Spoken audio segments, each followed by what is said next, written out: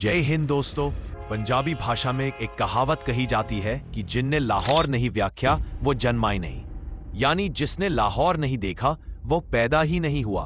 पुराने जमाने से ही लाहौर शहर को हिंदुस्तान का दरवाजा कहा जाता है, क्योंकि मिडिल एशिया और अरब से आने वाले यात्रियों के लिए लाहौर एक बहुत ही इंपॉर्टेंट सिटी हुआ करती थी।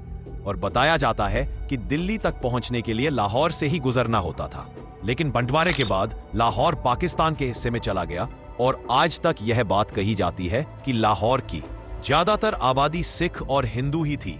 इस लिहाज से यह शहर हिंदुस्तान के हिस्से में आना चाहिए था, ना कि पाकिस्तान के।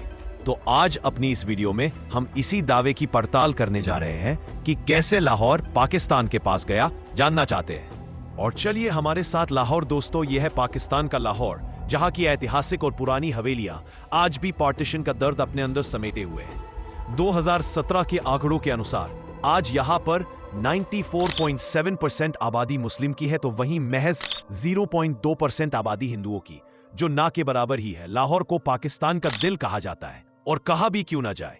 पाकिस्तान की रेवेन्यू का 11/5 फैसला अकेले लाहौर से जो आता है। इसके अलावा यह प्रोविंशियल इकोनॉमी में भी 19% का योगदान देता है। लाहौर पाकिस्तान का एक इंपॉर्टेंट हिस्सा है, लेकिन ऐसा कहा जाता है कि पार्टीशन के वक्त लाहौर पाकिस्तान का नहीं बल्कि हिंदुस्तान का हिस्सा होने वाला था। भारत ही नहीं बल्कि पाकिस्तान में रहने वाले कुछ लोगों का भी यही मानना है, लेकिन आखिर में ऐसा नहीं हो पाया। अब इन लोगों की बातें सुनकर बार बार दिमाग में एक ही सवाल आ रहा है कि आखिर लोगों को ऐसा क्यों लगता था कि लाहौर पाकिस्तान के नहीं बल्कि भारत के हिस्से में जाना चाहिए था, और बाद में ऐसा क्या हुआ कि लाहौर को पाकिस्तान का हिस्सा बना दिया गया। अब इसको जानने के लिए हमें जाना पड़ेगा दोस्तों इतिहास में पूरे 76 साल पीछे। Should Lahore have been a part of India? देखिए, बड़े बूढ़े बताते हैं कि लाहौर को भारत का हिस्सा मानने के पीछे कई वजह। दरअसल उस वक्त रिलीजन के बेसिस पर शहरों का बंटवारा हुआ था। जिस शहर में मुस्लिमों की पॉपुलेशन ज्यादा थी वो पाकिस्तान के हिस्से चला गया, और जिस शहर में हिंदुओं की पॉपुलेशन ज्यादा थी वो हिंदुस्तान के हिस्से में आ गई था। लेकिन इसके साथ ही इसमें कई और फैक्टर्स भी शामिल थे। समुदाय की पॉपुलेशन के अलावा यह भी देखा जा रहा था कि प्रॉपर्टी ओनरशिप किस रिलीजन के पास ज्यादा है। बता दें कि 1941 के पॉपुलेशन सेंसस के अनुसार लाहौर में 40% नॉन मुस्लिम लोग रहते थे, वहीं 80 पर प्रॉपर्टी ओनरशिप भी नॉन मुस्लिम्स के पास थी। इस वजह से लाहौर की इकोनॉमी में गैर मुस्लिम का बहुत ज्यादा प्रभाव था। यह सबसे मेन कारण था कि जिसकी वजह से लग रहा था कि लाहौर भारत का हिस्सा हो सकता है।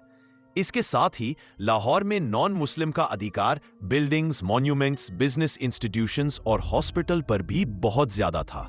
जैसे एग्जाम्पल के तौर पर ले लीजिए कि वहां का श्री गंगाराम हॉस्पिटल, गुलाब देवी हॉस्पिटल, जानकी देवी हॉस्पिटल, दयाल सिंह कॉलेज जैसे हॉस्पिटल थे जो सिख और हिंदू ही चलाते थे। इसके अलावा यह महाराजा रणजीत सिंह की रियासत की कैपिटल भी थी। वहीं तब के लाहौर को और बेहतर समझने के लिए चलिए सबसे पहले आपको यहाँ की सांस्कृतिक विरासत के बारे में बता देते हैं। कुछ मंदिर भी शामिल है।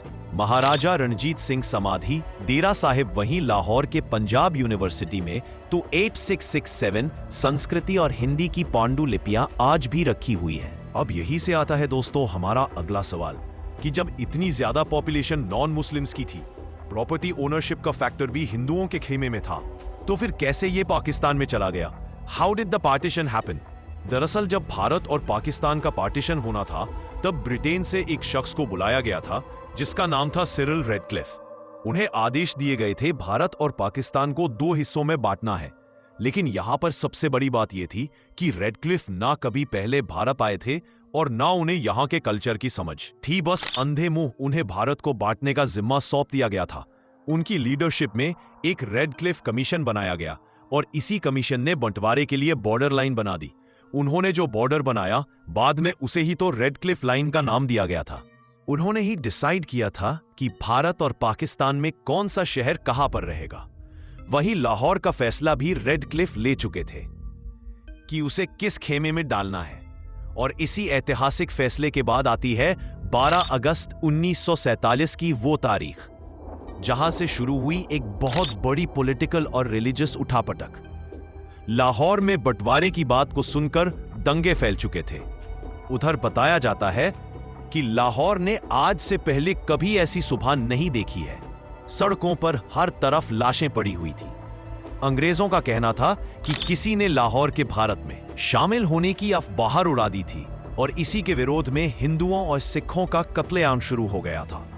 महज 24 घंटे के अंदर ही लाहौर में हालात इतने बिगड़ गए थे कि गवर्नर जेंकिंस ने लॉर्ड माउंटबेटन को टेलीग्राम भेजकर फौज को बुलाने का डिमांड कर दी। उन्होंने लिखा था कि लाहौर और अमृतसर की पुलिस पर भरोसा नहीं किया जा सकता, क्योंकि कत्लेआम करते हुए कई पुलिस वालों को भी देखा गया है। इसके साथ ही एक बड़े मुस्लिम नेता लियाकत अली ने एक नारा भी दिया था कि हंस के लिए पाकिस्तान, लड़ के लेंगे हिंदुस्तान। लाहौर की हर गली, हर मोहल्ले में यही नारा गूंज रहा था। लोग बताते हैं दोस्तों कि लाहौर के इस कत्लेआम की असल वजह सीरियल रेडक्लिफ ही थे। उनके ऑफिस से ही ये इंफॉर्मेशन लीक हुई थी। लाहौर पहले भारत के हिस्से में ही आना था, लेकिन 12 अगस्त को इतने लोगों का खून बहा कि लाहौर को भारत में मिलाने का फैसला गुपचुप तरीके से बदलना पड़ा। कहते हैं कि रेडक्लिफ का एक एसोसिएट पाकिस्तान को कोई भी बड़ा शहर ना दिए जाने से नाखुश था। लाहौर भी जब हाथ से निकलने लगा तो उसने ये इंफॉर्मेशन लियाकत अली को भेज दी थी। कुलदीप नैयर नाम के एक पत्रकार ने एक रेडियो चैनल को बता दिया था कि उसकी रेडक्लिफ से मुलाकात हुई थी। इस दौरान रेडक्लिफ ने नैयर से कहा था कि बॉर्डर लाइन खींचने के लिए उसे सिर्फ 10 से 12 दिन मिले थे। उन्होंने बस एक बार हवाई जहाज से ही भारत को देखा था और उसे बताया गया था कि लाहौर हिंदुओं का शहर है, उनकी प्रॉपर्टी मुसलमानों से ज्यादा है। लाहौर तब बहुत बड़े शहरों में गिना जाता था दोस्तों, इस लिहाज से उसे हिंदुस्तान का हिस्सा होना था। लेकिन पाकिस्तान को अब तक कोई बड़ा शहर मिला था नहीं तो रेडक्लिफ का कहना है कि बंटवारे के बाद मुझसे नाराज रहने वाले पाकिस्तान को खुश होना चाहिए कि मैंने भारत से लेकर उन्हें लाहौर दिया है।